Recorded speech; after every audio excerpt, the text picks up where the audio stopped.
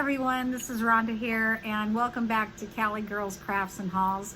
I'm getting ready to do an actual Harvest Blessings gnome wreath, and I just thought I'd just show you the little process of what I do get ready to do one with. That way you can kind of see and maybe pick up some of these things for yourself, because it's not that hard, and I will show you along the way. You have to be careful. You have to kind of give me a little leeway because I don't know how to edit. So I will be kind of shutting this off and coming back on, shutting it off and coming back on. But I'm going to put you down now to show you what I have and how I'm getting this stuff going here. Okay, this is my table. I hope you can see. This is a wreath form. It's a 14-inch wreath form that I buy over at Dollar Tree, and for $1. And sometimes if you can't get them there, you can get them over at your Walmart, and they will be the 18-inch wreath form. So I do have some of those. These are my little chenille stems that I use from the Dollar Tree. They, of course, these are the ones that I got over at the Halloween shop when they were still in Halloween. Basically, I just tie them on. This is how I start tying them on. I tie 3 in each section, and I use the middle bars right here. So I'll just keep tying these on, spacing them in between, and that way then when you make your ruffles or your rolls, or however you want to do your mesh. And I do have the mesh here. This is my 3 rolls of mesh that I will be using. I probably won't be needing them all, but these are the colors that we picked for this. And I did pick this mesh up over at Dollar General. So that was $5 a roll. So hopefully that, and I do kind of go in between on these crossbars here. I do kind of take my little pipe stem and I pipe cleaner or chenille stem, whatever you want to call them, I'm sorry, the little thing here to tie them on, and I cross over these 2 little bars right here, so that way it kind of keeps them a little snug in place. Now these are, you just got to really tie them on tight for the middle right here. So I just make sure that they're tied on and they're good to go. Pull them really tight and just turn them like that, and there you go. There you go. And this is an actual setup, so you can use this for all of what you will put on this wreath. I use it for my mesh, and I use it for my ribbons. So do not cut any of these off yet. So until you actually finish your wreath. But I'm going to go ahead and finish this up, get this ready to go, and then I'm going to show you how I cut my mesh and get that cut, and we'll start making a wreath. So, okay, hold on just a minute. I'm going to shut this down for a minute so you don't have to see this part. Be right back. Okay, and we got pretty much every third. I put 3 on each one of the middle sections, and so they're all on my wreath form here now. So I'm going to set this aside because this is ready to go, so when I get my mesh cut and my ribbons cut, I can go to work on it. So I'm going to come right back. See you in a minute. Back again. I got all of our mesh cut, and now I'm going to go ahead and try and put it on my wreath form. Okay, now this is how I do it. I don't know if I can show it to you or not, but I'm going to do what is called a cruffle. And what it is you roll it up, 2 or 3 rolls, you flip it over. Well, I'm just going to do it the way I normally do it, because roll it into 2 or 3 rolls, and then you take and shove it up, kind of put the ruffle in the middle here, and then you roll this side up to meet it. And there you have it. You have one cruffle. That's what a cruffle is. And you hang on to that with the one hand, and then you get your other piece of your mesh that you want to add to this, and you do the same.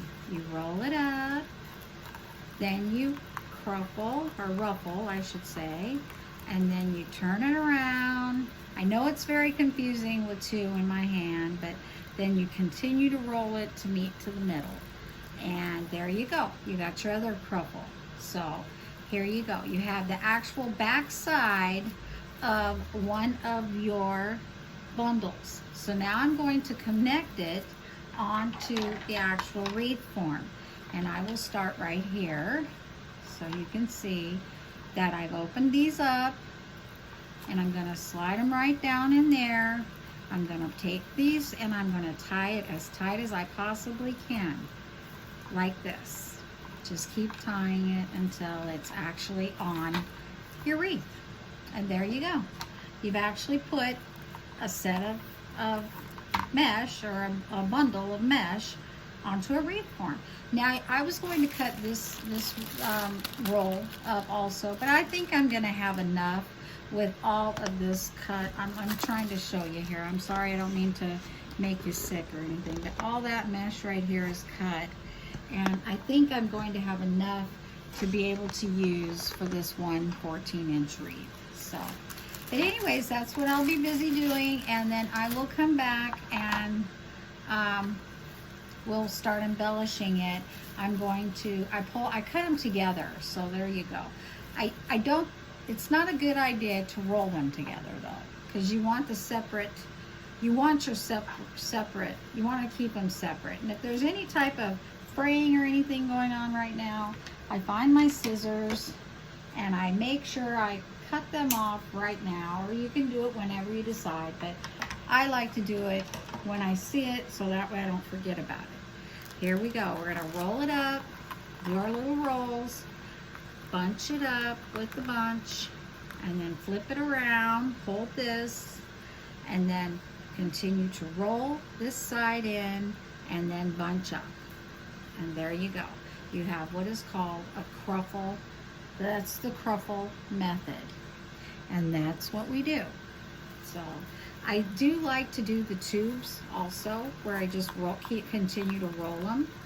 And I also like to do just ruffles. I love to do just ruffles. So, but I cut my mesh into 12 inches. This size mesh into 12 inches. So that way I have a little bit more of a actual, like I can cruffle it or roll it, or even use the